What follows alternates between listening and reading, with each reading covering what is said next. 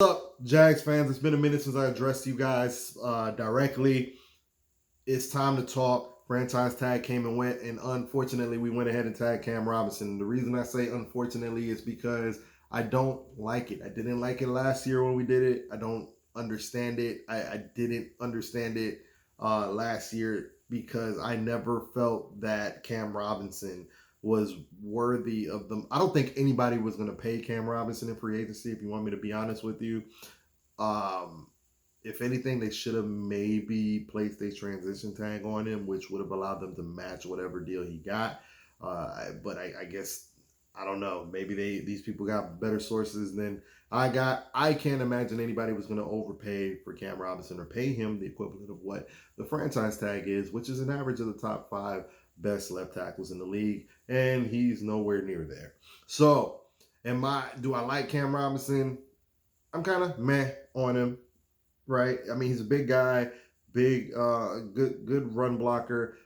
He's kind of a knucklehead though, not a great pass blocker. He's gotten better the last year, but I worry about if that's because he's desperate to get his long term deal. Because the previous 4 years, I wasn't enamored with him, not his pass blocking, and the only reason I think it's a situation where he's only valued that way by us because the rest of the old line is so bad. Because we have Jawan Taylor on the other side, and he's so bad that I think it's made us desperate to for anything that's kind of average. So we franchise tag him again. We're paying this kid $16 million a year, which tells me one thing. Well, it could tell me a couple things.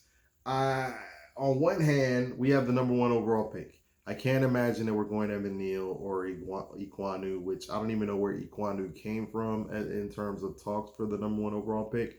I don't think he's worthy of the number one overall pick. I think he'd be a reach.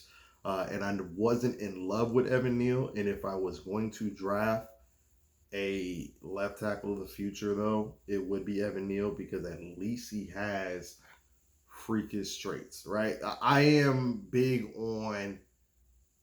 I don't like the play it safe model when you're this high in the draft. And with that being said, I'm going to assume that now that we franchise tag Cam Robinson, that left tackle's off the board. And I don't think you draft a right tackle with the number one overall pick. Unless you find yourself in a situation where you're trying to move Cam Robinson and you draft Evan Neal, or you draft Evan Neal, place him at guard or right tackle until you figure out what to do with Cam Robinson. That could be in play here. But I'm going to assume the defensive end's the move. I don't think offensive line with the number one overall pick is the move, period, because there's not one that I think is a slam dunk. This kid's going to be special. I think the best players in this draft are defensive players. One of the best defensive players in this draft, in my opinion, is Derek Stingley. Now, a lot of people are down on him because he's been injured, which is true. But I also think a lot of his lack of playing had to do with him kind of shutting it down a little bit with COVID and the team not being good. Which begs, for us Jag fans, makes us a little weary because we just dealt with the whole Jalen Ramsey debacle, right? So I think there could be potential for some diva in there, but period. Like when I'm talking about players that flash and you look at them on the field and think, man, this kid could be special, Derek Stingley's that guy. I think he's better than Sauce Gardner. While I like Sauce Gardner and he's starting to move up the charts and everything, Sauce Gardner didn't play a lot of elite talent. Playing in, I forget what conference they play in, but they don't play anybody major. This is why they have a hard time. They had a hard time making it into the playoff for college football. But I do think Sauce Gardner is going to be a good one. I just think Derek Stingley has Ramsey potential. My guy that I like for the number one overall pick, for some reason people are falling off, that it's become a thing that's in vogue for people to do when sometimes something's just too obvious. Kayvon Thibodeau to me is the pick. He has to be the pick. And the reason I say that is when you turn the TV on, this kid has superstar written all over him. Now, with that, I will say there are games where you feel like maybe he's underachieved a little bit, and that allows for a lower floor. That's the best way to say it. He has a lower floor, obviously, but I think he has the highest ceiling. When you're picking number one, I don't want the safe guy. I want the guy that can possibly turn into a superstar. While I like Aiden Hutchinson, and I know and I'm not gonna be mad if we draft Aiden Hutchinson. I just don't see. Do you see? People think that he's Joey Bosa. I don't see that. The Bosas or Chase Young. I don't see that. I watched Kayvon Thibodeau. There was a game that I forgot why he was suspended for the first half, but he was suspended for the first half, played the second half, and I read a stat that in 22 pass rush situations, he had 11 pressures. And I watched that game. They were holding him. They were trying everything. And when I tell you he looked Aaron Donald-ish in terms of, I saw one play, he completely threw the left tackle on the floor. The left tackle grabbed him to pull him down with him. And he still got the sack. So he was being held, pancaked the left tackle, and still got the sack.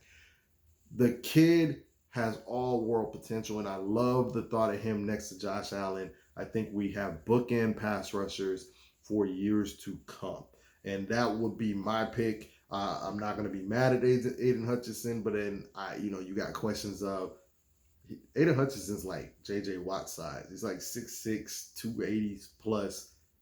We run a 3-4. Do you see him as an outside linebacker? I don't. You want to put that kind of guy in a 3-4 defensive end situation? I mean, they kind of do with Aaron Donald, but he's not Aaron Donald. Do you see what I'm saying? So I don't know. I just think the fit is Kayvon Thibodeau. The best players in this draft are defensive players. I really like Kayvon Thibodeau. I really like Aiden Hutchinson. I really like Sauce Gardner. I really like Derek Stingley. I love Kyle Hamilton. So, I mean, it's a rough spot. I preferably would trade down. And did you guys see the wide receivers at the combine? A sleeper of mine that, I think he could fall into the 4th round because he ran a slow 40 time. But David Bell is a beast. Okay, he's a wide receiver for Purdue. Check out his highlight tapes. There was a kid from Iowa. His name escapes me. There was a cornerback that all they talked about was he came back. Was how he came back for this season. That they thought he was going to go into the draft because he's an NFL corner. David Bell had almost 200 yards on this guy. So I'm telling you now. He ran a 4.6, but you know who else ran really slow and is going to make bank probably this offseason, and we love him here in Jacksonville? Allen Robinson. I don't see Allen Robinson, and on the field I didn't think I saw like 4.6 speed, but I saw a guy that looked special. But there's so much speed in this draft. There's not a reason that we can't go ahead and make a move. Also, last but not least, Jags fans, I want to talk to some of our Jags fans that don't understand what it is to be a Jaguar fan. And what I mean by that is we're not a big market team. We are going to have to overspend for a free agent to bring a good name in here because we're not a free agent destination, or we're going to have to trade for a player. So this offseason, I would definitely be putting a full court press on Terron Armstead. I don't know how that works now that we tag Cam Robinson. Maybe we could work a swap with the Saints. Who knows? It's some kind of sign and trade type of deal. And I personally would have ran a full court press for Terron Armstead, but with the tagging in Cam Robinson, it's probably not going to happen. What I would do is I would definitely, there's so many names that I would go after. I personally, Devontae Adams got tagged, Chris Godwin got tagged, Mike Williams just got signed. So those are guys that are off the table for the Jaguars. And to be honest with you guys, I don't think we really wanted those guys, except for Chris Godwin was intriguing, but the ACL scares me. I hate to commit money to a player that had that kind of injury and he wasn't, and he's a shifty guy. He kind of requires, to move a lot. Um, the guy I would make a play for, and that's a Cowboy hat over there. So if you've been following me long enough, you know I like the Cowboys and the Jaguars. Cowboys are trying to come up with cap room. They've restructured Dak Prescott and Zach Martin's deal to create $22 million in space, which is going to buy them some time. But I think they really want to move off of Amari Cooper because they want to keep Michael Gallup, Cedric Wilson, and maybe dip into the pool for these wide receivers because cap, right? Jaguars, I would definitely still draft a wide receiver, but this deal works for both teams. Go get Amari Cooper. We have the first pick, probably in the first. We have the first pick, which means we're going to be either 1 or 2 in the 4th round. Send the 4th round pick because the Cowboys might end up having to cut Amari Cooper just to save the cap room because they're not going to want to pay it.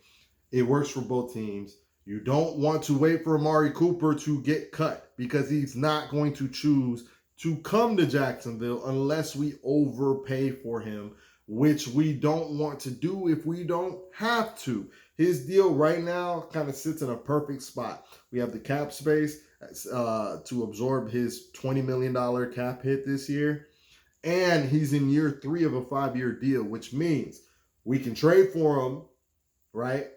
And instead of having to, as a free agent, sign him to another 5-year, $20 million a year deal, that if he doesn't play well, we're stuck for 4 more years. Instead of doing that, we can just trade for the current contract because he's in year 3. And if it doesn't work, he has an incentive to play well because he's going to be playing for another contract in another year or 2. And if it doesn't work out, we can release him in a year or 2. You see, this is the kind of thinking that I plan to help contribute to the fan base to help us be smarter fans. All right. The money, the years, everything works. And he's a legitimate wide receiver. Imagine what he can teach Laviska Shenault. Imagine, hopefully, maybe we re-sign DJ Chark. Imagine what he can teach DJ Chark. Amari Cooper is a route technician. The guy is legit. His only issue is when things don't seem to go his way, he tends to shut it down, which I know a lot of people are like, well, why would we want him? Because the guy's legit and and I think he's the best available receiver out there. So go get him. And I think it's a perfect marriage. The contract situation plus his personality. He's not going to be a big diva. And we need a number 1, and we would treat him like a number 1 here, which I think he'd appreciate and work both ways. The quicker this team gets legit, and he is a big catalyst of it, I think it just works out well for all parties. Those are my thoughts, guys. Remember to hit the like, subscribe, click the link, follow us, follow your boy. Peace.